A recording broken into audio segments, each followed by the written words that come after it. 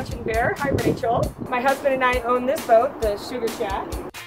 This box up here we call the garage. This is where we keep the gear, the yoga mats, the pads.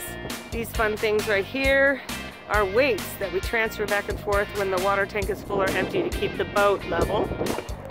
Up here is the nest. This is one of my favorite places to write. We built it to make it safe, so it's all been secured down to the deck. When you're up here, this is what the view looks like.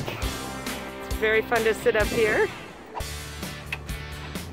We have the salon, and then we have the kitchen.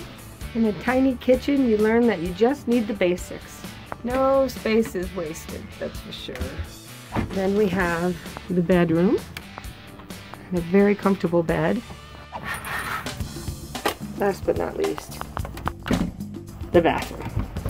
And a teeny tiny shower. Off of the bedroom, we have the foredeck. On rainy days, I can sit here outside under the umbrella